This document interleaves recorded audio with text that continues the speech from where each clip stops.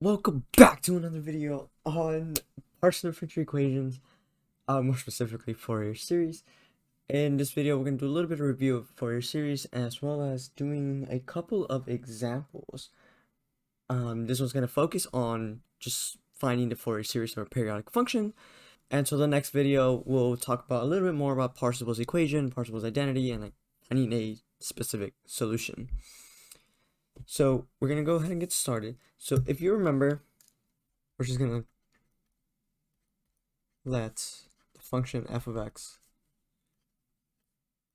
be periodic with a period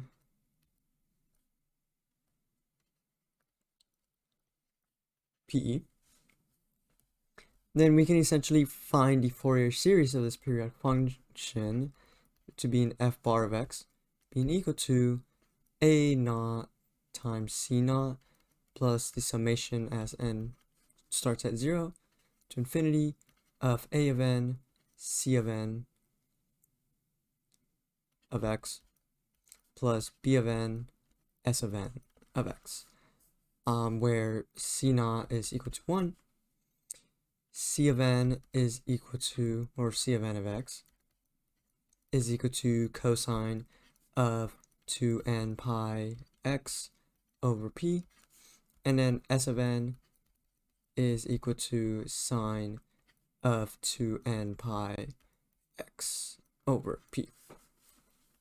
Now the constants a naught, a of n, and b of n, those are equal to the integral. Well, a naught is going to be 1 over p times the integral of some constant to that same constant plus the period p of f of x dx, while a of n and b of n is going to be, instead of 1 over p, it's going to be 2 over p times the integral of the same bound, so c to c plus p, of f of x multiplied by c of n of x dx, and then lastly s n of x, not s of n, b of n is going to be similar to the a of n, so same 2 over p times the same bounds multiplied by f of x, but this time we're going to multiply by s of n of x dx. And so to find the Fourier series of a periodic function, we can find the period based on the function, and then we just essentially plug in the equations to find a naught, a of n, and b of n, and then just solve them. So the tricky part about this is computing the integral, and then maybe sometimes, not always, finding the period, and then just making sure that you don't mess up on the algebra. So we're gonna do one quick example. And so the one that we're gonna do is, let me try to make this fit. Actually, I'll just go a little bit down.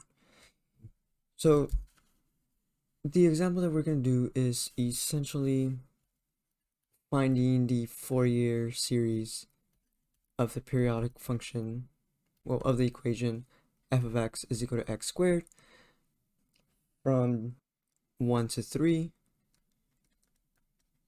and then repeats periodically. And so essentially what that looks like is, well, x squared is a quadratic equation, and so from 1, 3, we're gonna get,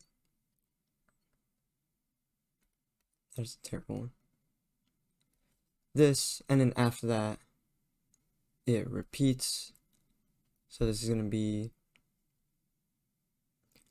5, and then here will be, I believe, -1, and it just keeps on repeating. And so to solve this is, well, we're just gonna essentially, well, 1, we know what the function is, so f of x is x squared. 2, we need to find the period p, and so essentially the way to find a period is just subtract the endpoints on where it repeats. So right here, we start at 1, we end at 3, so our period is 3 minus 2. Oh, that's the answer. 3 minus 1, which is 2. And then we can find our C of n of x. And so our C of n of x is going to be cosine of 2n pi x over p, which p is 2. So the 2's get canceled out, so this is n pi, that's n pi x. And then S of n is going to be the same thing, but with just sine. So sine of n pi x. And again, a C naught is just 1. So to find our constants, we just plug and chug. So a naught is going to be 1 over p, so 1/2, times the interval from c. So to find our c, you can essentially just do like, pick anything, like any number, but it's always best to start at the point where the function begins and then where it ends. So in this case, it starts at 1, ends at 3, and then it's going to be of f of x, which is just x squared, dx, or just 1/2 x cubed, evaluated 3 to 1, which will be 1/2 times 3 cubed is 27 over, oh, x cubed over 3. 27 over 3, wait, yes, which is 9 minus 1/3. And so this essentially becomes 26 over 3 times 2. So 26 over 6, or 13 over 3, which is a naught. So finding a of n and b of n is the same thing. Just plug and chug. We know the equation. So it will be, instead of 1 over p is 2 over p, so it'll be 2 over 2, which is 1. So this would just be the integral from 1 to 3 of x squared cosine of n pi of x d of x. And so this one, it is two functions multiplied with each other. Can we use substitution? We could use substitution. We could use the tabular method. Can you actually use? No, you can't use. No. Yes, you could use substitution, but you also have to do integration by parts. So we're just gonna do integration by parts, but we're gonna use the table method. So I'm gonna let u be x squared, and take the derivatives. 2x to 0, and then du will be cosine of n pi x dx, and so this would be sine n pi x times 1 over n pi, and then 1 over n pi squared times negative cosine of n pi x, and then negative 1 over n, move this down a little bit, pi cubed sine by x. Assign signs, cross them, and so this essentially becomes, well, actually, x squared over n pi sine of n pi x minus times negative 1, so it'll be plus 2x n pi squared cosine of n pi of x minus 2 n pi cubed sine of n pi of x. Then evaluate it from 1 to 3, and we will get reevaluate at 3. This will be, well, right here we'll have n pi times 3, n is going to be an integer, and it's going to multiply by 3, which is another integer, so that'll give you an integer, so that's going to go to 0, and the same thing with the other sign, so we're actually going to have 2 times 3, which is 6, over n pi squared. Cosine of 3n pi, I believe this is going to be 3, 6, 9, 12, 15, 18, yeah, times negative 1 raised to the n, minus going to be 1, again, it's going to go to 0,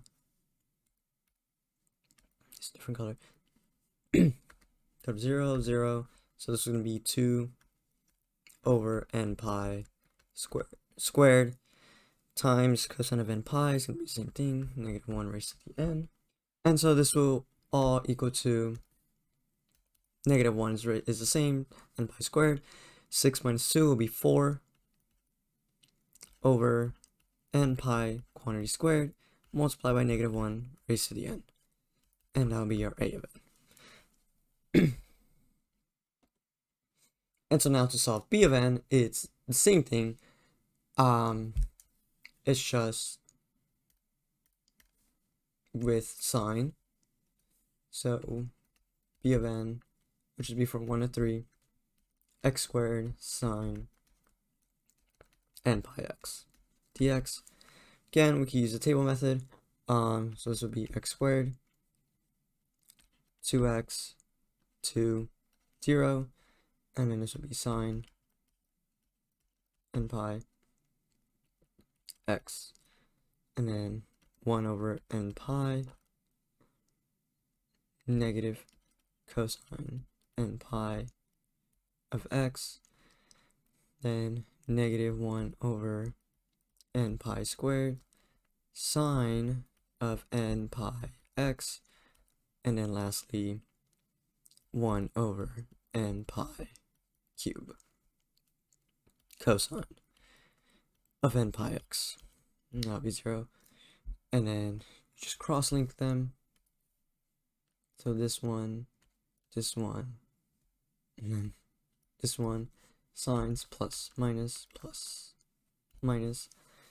and our answer will be negative x squared n pi cosine of n pi x minus, oh, this will be positive because of the negative, and then this will be minus sine of n pi x over n pi squared plus negative, so it'll be minus cosine n pi x over n pi cube, all of this evaluated at 1 to 3, and so this becomes the same thing, so 3, the sign will go to 0, 3 will give you x 9 over n pi times cosine negative 1 raised to the n minus n pi 1 over n pi cube of negative 1 raised to the n, and then this subtracted by cosine negative 1 over n pi minus negative 1 over raised to the n pi cube. And so doing a little bit more algebra and distribution, we get that this is 8 times negative 1 raised to the n over n pi minus plus, that will go to 0. So this will cancel out, and that'll be the answer for b of n. And then now we can put this all together. And so, what was the color that I started off? Green. And so our final answer, we know that the Fourier series is going to take the form as I written in the beginning. So the f of x bar, and so our solution will be, actually, I'll just write it right here. F bar of x is going to be a naught, which we found that to be 13 over 3, plus the sum, as n is starts from 0 to infinity, of a of n, which we found that to be negative 4 times negative 1 raised to the n over n pi squared times c of n of x, which would be cosine n pi x, plus b of n, which was 8 times negative 1 to the n raised to the n, well, I think it's just n pi cosine of n pi of x. And so this will be our solution, and that will be it for this video. So hopefully this made a little bit more sense, or this became much more clear on how to solve finding periodic functions with Fourier series, and I will see you guys in the next video.